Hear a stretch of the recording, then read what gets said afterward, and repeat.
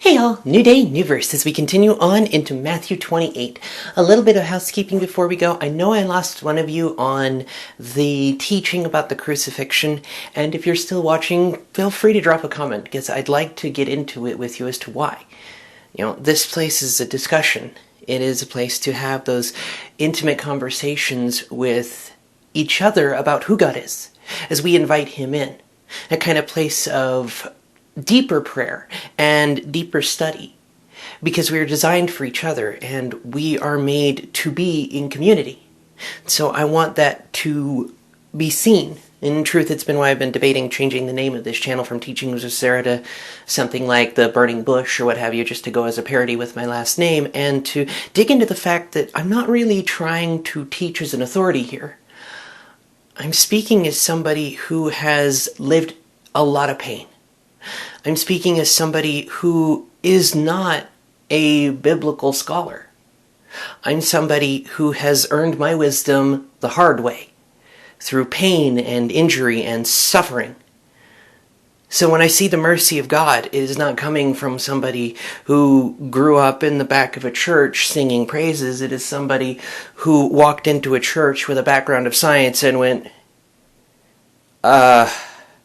where do I get the drugs to understand this crap? That's where I started from. I started from a place of curiosity and confusion and finding those who had great spiritual faith honestly bewildering. I didn't understand. I knew that it was different. I knew there was something here that made people different. And it had nothing to do with them. Because when the people were being different, when the people were living in accordance with what they actually spoke of, there was beauty. And in the moments of hypocrisy, there was frustration, because it was like, okay, but you say Sunday that you shouldn't act like this, and then Monday you're not only doing it, you're flipping people the bird. What the crap? What's going on here? And that disillusionment is actually why I walked away from the church for a very long time. Or at least what felt like a very long time, more accurately, probably about 10 years or so, and it had nothing to do with walking away from God. It had everything to do with walking away from this place of religion and hypocrisy and abusing each other. Seeking power and prestige to lord over each other is, haha, I'm your better. Haha, you have to serve me. I didn't see the point to that. I still don't. I think it's asinine. Human beings are all created equal. That they are endowed by their Creator with certain inalienable rights. Among these are life, liberty, and the pursuit of happiness. I know that's more Constitution than biblical, don't mind you. It's still been the core of my belief, part of the foundation in me. And so when I saw the behavior in the church that would say, well, you're lesser for this, or I'm greater for that, it made me roll my eyes and walk away. Because I have no interest in playing the same world game. It's a stupid game to me. It's a waste of time, it's a waste of energy, it's a waste of resources. There are those who truly enjoy doing it. I harbor nothing against them. I personally do not understand them in any way, shape, or form. I do not understand why people want to play a game of beat each other over the head. It seems not only cruel to me, but cold. And it seems to be calculating in the ways of not just the world, but of the enemy. It seems to be ignoring everything God puts in us. Kindness, goodness, compassion, decency, self-control, mercy, love. It seems to destroy hope everywhere it gets. And that's why I started posting these, why I wanted to have these discussions. Is because I know the God of Moses. But I didn't start the relationship with him through this. It started when he grabbed me. When he decided, you're mine. You can either do this my way and walk with me, or do it kicking and screaming. Either way, I've chosen you for something. It is the entire purpose of these is to invite conversation, to invite a place of discussion. Because anyone who looks out in the world, anyone who spends 5 minutes on social media, Twitter, YouTube, watching the news, what have you, we know the world is insane. And there's nothing more reassuring than knowing the world is crazier than you are. There's nothing more hopeful than realizing that that crap does not have to be the final answer.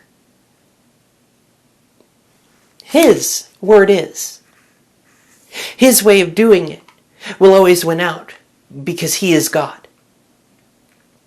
I want these conversations here to be a place of invitation, of saying, hey, if you don't agree with me, cool, why not? Let's dig into it. Let me know your perspective. It's the main reason I don't say like, share, and subscribe and all that, or tend not to. It's because the point isn't to get recognized. The point is to invite conversation. It's why I enjoy doing more out there in the world stuff, interacting with those who need the love, who need the mercy, who need the kindness.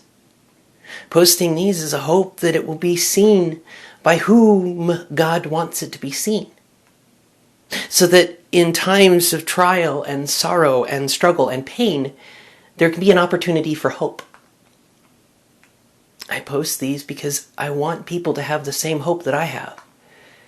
That even in the face of injury, even in the face of screw-ups, even in the face of all those sins, all those failures, all those moments of saying, oh, well, how could God use me? That he can, and that he will, that he does, and that he loves.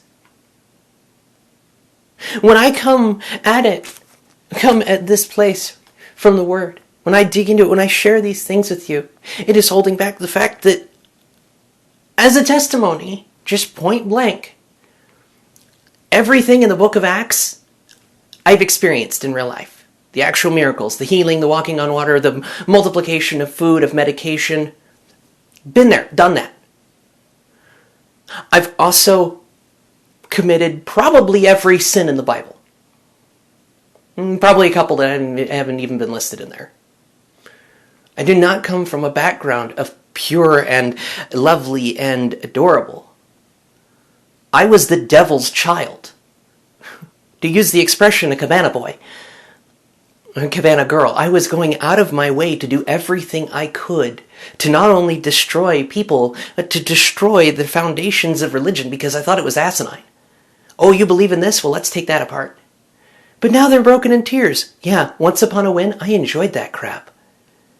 And I don't brag on it. It breaks my heart that I did. It makes me rejoice that God loves, even in the face of our failures. That he did not come to condemn us, but to save us.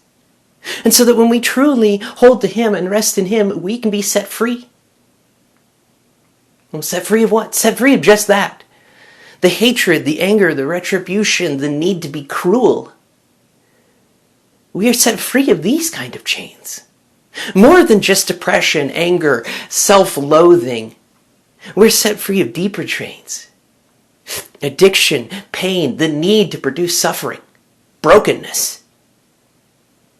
We are set free from lives of being broken Picasso people trying to establish what it looks like to be human based on the insults, the injuries, and the screw-ups of everyone else around us, be it parent or otherwise, and we're trying to make it look like an actual human being. And so we break others because we are broken, and we destroy others because we are destroyed. And we end up leaving ruin and desecration in our wakes. God frees us from being bound to those things. He frees us so that we can truly walk with him. Not that we have to, that we want to. Because he is good, because of all he has done for us. Because of every good thing he has done, because he is a good, good Father. The good, good Father. Our good, good Father. And I know between today and tomorrow we're going to be wrapping up the last of Matthew. And so just before we get into it today with verses 11 to 15, I just want to say, if there are things on these videos that make you question, ponders, points, curiosities, put them there. In the chat, let's get into it. Let's have these conversations. Because it is far better, far, far better, for each person to come to intimately know God and to have these conversations about the difficult questions than it is to spew religious dribble. I don't want this to be a place of, just hearing what every religious teacher said. No. I want this to be an opportunity to truly discuss the fact that God sees us through. That he knows the pains, that he knows the trials, that he knows the struggles, that he knows the black and white, that he knows the gray we exist in as humans. and that he is working constantly to bring us from the enemy's camp into life and life everlasting. Through faith. Faith that sees that God is greater. Faith that comes to know that water comes from rocks. Bread comes from heaven. That every single need is already seen to, because he said he'd see to it, and he is true to his word. Because it has nothing to do with us, and everything to do with us. Here we are going back into this biblical seemingly paradox, because it's not a paradox at all. It only looks like one when you're using world math, when you're using world logic. It has nothing to do with us, because God is going to accomplish his things no matter what. He is no respecter of persons, and if he has decided, I'm choosing you, then it's going to go that way. Look at Abraham. The entire family of Israel, morally compromised again and again and again and again and again and again and again and again and again, all the way up until exile for both Israel to Syria and Judah to Babylon. Still, again and again and again, as we'll see in today here shortly. This compromisation again and again and again, and still God uses. Still God works in the misery, works in the gray, and uses our lives. So when he says, I have chosen this one for my purpose, it has everything to do with us because we are chosen for that purpose, and nothing to do with us because God has decided to get his purposes done. If he calls you to do something and you completely ignore him, he'll use you for something else. It's just a matter of obedience and trust, as with any relationship. To hear each other, to want to build on that relationship, to hold nothing back and just come as you are. This doesn't just mean the clothes on your back. It means the stained clothes of your soul. Come as you are in whatever state you are in. If you are dripping in the blood of others, come as you are, for he will wash you white as snow. If you are pouring tears of misery and suffering that seem to never stop, pain that is so held in that it has blocked the capacity to even weep, then turn to the Lord. For he can not only help you cry again, he will fix what is causing you to cry in the first place. You simply have to trust that he is greater than.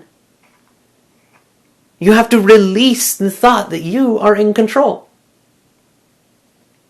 And I assure you, what got me there to that understanding of the thought you were in control is the abuse I did to my body to get to that understanding.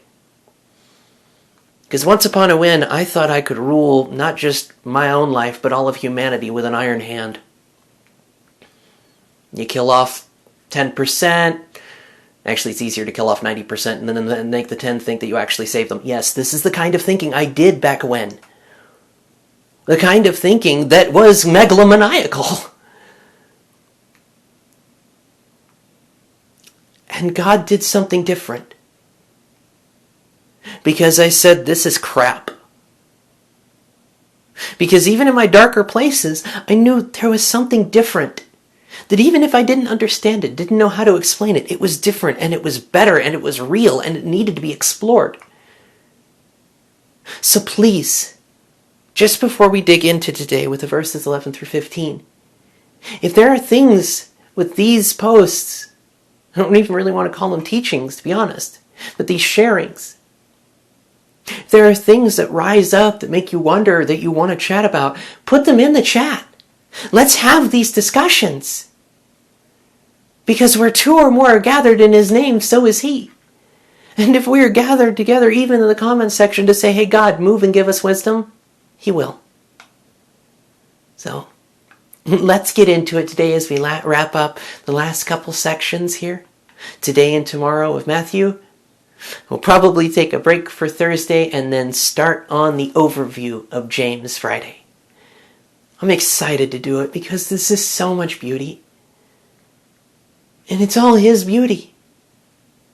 All his tender mercies and love poured out onto us in ways we can't even begin to fathom.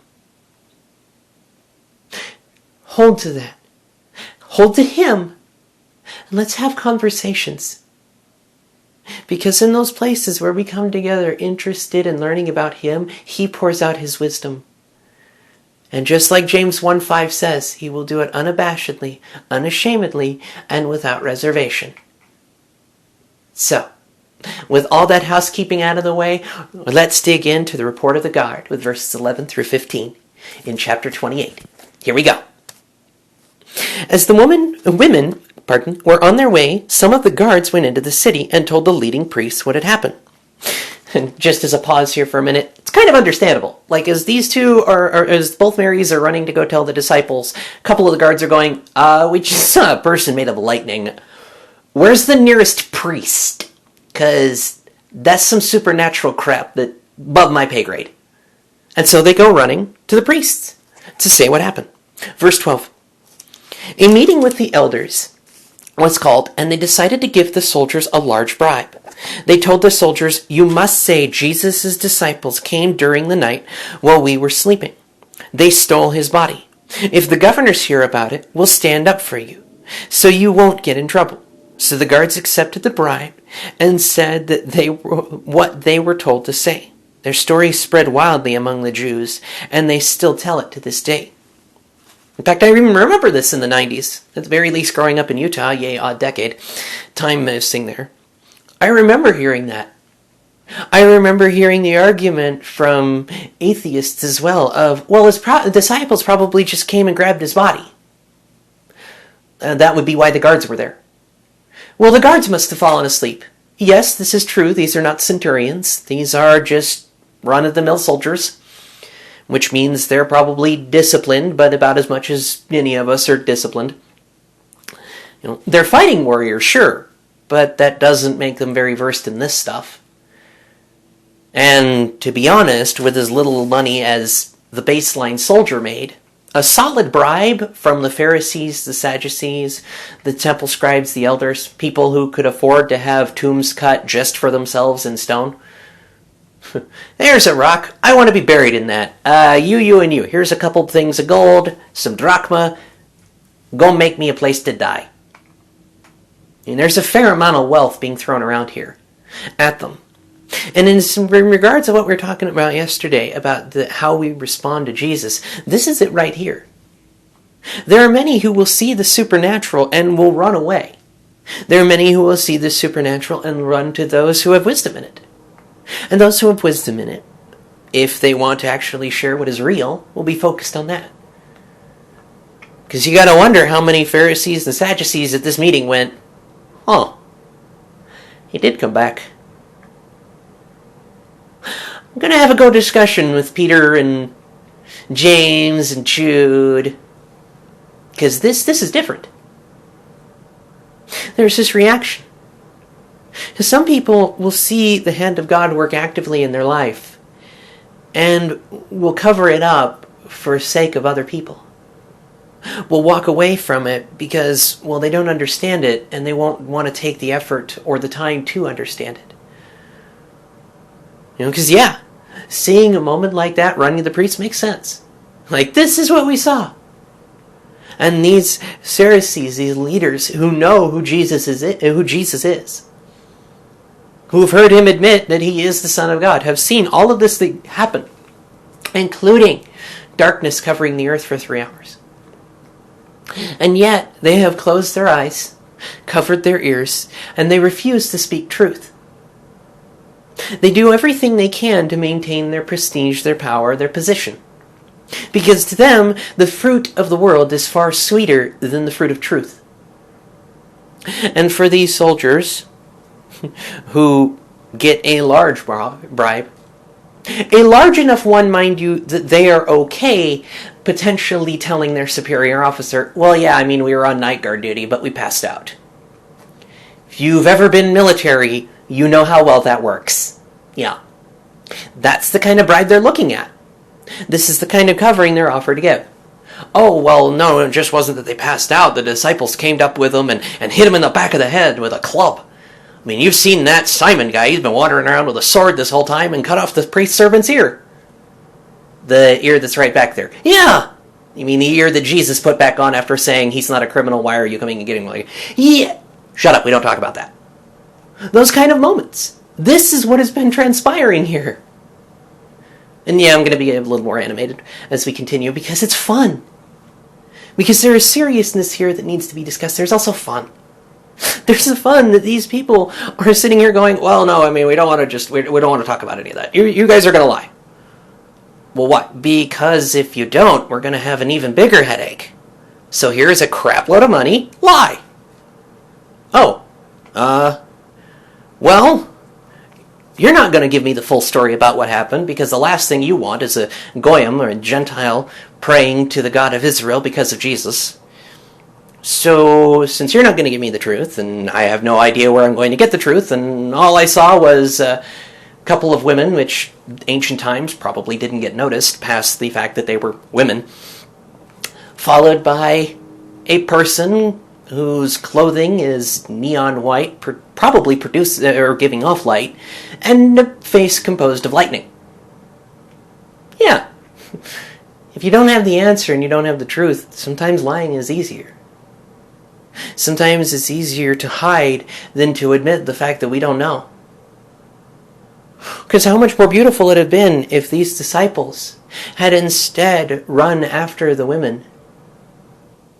If they'd said, the lightning-faced guy talked to you two, what's up? The dude who came down, rolled on the rock, sat on it, and yeah, you can go that way. Remember what I have said, go to him.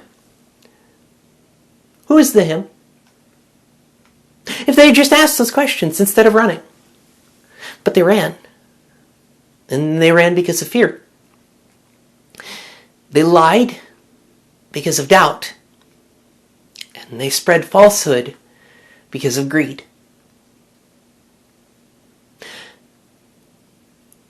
It's amazing what will happen when we allow one moment to take over and shape our character. When we allow these moments, and I know, sidetrack, whatever, I'm just going to have fun. Deadpool 2, I believe it is. It's the first Deadpool. Where Colossus says to Deadpool, people think it's getting up a hero, going to bed a hero, brush your teeth hero, defecate a hero. No, it's those few moments. It's those few moments, and we're seeing them here. We don't know that they're those moments. We don't know which moment is one of those few moments that is going to change our character or have a profound effect on the nature of who we are. We are both nature and nurture, after all, when we develop. We do not know when the moments come that will drive us from darkness to light, and we don't know the choices we make that will drive us from light into darkness. We don't have enough information. So we have to give it to Him. We put those situations before the throne of God. We trust that He knows what He's doing because, we don't. Do you think the soldiers knew that taking the bribe in this moment, in Matthew 28, about 30 AD, would have lasting ramifications in the middle of 2022 AD? This is almost 2,000 years later, and there are still conversations about this going on. We do not know what our lives will do or not do. We don't know the ramifications of our moments. God does. And yes, the fear of that could lead somebody to not want to do anything at all. Well, how could I push myself? How could I interact? I don't want to screw anything up. I don't want to be the bad guy. I don't want. But if you never do anything, then why? What was the point? See, the entire love letter here, to me, is that God sees the screw-up. Look at Abraham and Sarah. Look at how many times that Abraham completely ignored, flat out did the opposite, or did something even more horrific in the face of what God told him. I will give you a son through Sarah. Well, it's not happening, so I'm going to rape Hagar. Excuse you? Excuse you. No. Not okay. Yet God used this compromised family. In fact, even blessed Hagar and Ishmael. And her name came to be used as the phrase for immigrant. Do not abuse others. Do not be cruel. Do not act the way of the world. Trust when I have said you are mine, and I will use you. That's the love letter. That's the love letter to our entire compromised species. To all of humanity. Because remember, Genesis starts with all of humanity. The family of Abraham is chosen to bless, yes. And we see the promises kept. All the way through. For there to even be a New Testament. God sees us and God knows. He wants us. So that when we come as we are to worship Him, it is not about being scared of whether or not we're in a good enough state to enter before His throne. If you're thinking in that kind of logic, the Bible has your answer. All have fallen short of the grace and the glory of God. Because it's not by our own power. And it's not by our own might. It's not by our own ability. We neither make nor save ourselves. We can't do either. So why would it be about us? Why would it instead not be about the glorious and good Father who loves us in ways we can't even begin to fathom? Tends to us as His own because we are. And holds us near because He loves us so. So that when we have those situations like these soldiers did, like the Pharisees did, like the disciples will, even though in this they seem to be the last to know. All the way through, God's saying, if you will but hold to me, you will live. I'm tired of being the walking dead. I'm tired of seeing a world filled with the walking dead. Not just lost in the phone, wandering around in oncoming traffic. No, I mean the actual dead. Where, well, you're not from my tribe, so I'm okay with you dying. No. Pass on the war crime, thanks. When we stop behaving like the world and start behaving like the one who loves us. Not by our own power or might, it's simply been trust as He shapes our character. So when those moments do come up, the moments like what these soldiers face, those moments about whether or not we will do good or ill, when they come, we do not have to be afraid. We don't have to stumble and be terrified to act. We can simply do, knowing that God has directed our footsteps. In release and trust, He makes a way. So that those 4 or 5 moments become testimony grounds where we can say, God met me here. I was in this struggle. I was in this trial. I was in this valley of the shadow of death. And God saw me through. Because He is good. And because He loves me so. Because He cares and is a good Father. That is whom we serve. I will see you guys tomorrow as we finish up Matthew 28, well, Matthew as a whole, with the Great Commission, verses 16 to 20. I will see you guys then. May His favor be upon you. Know that you're loved. I'll see you then.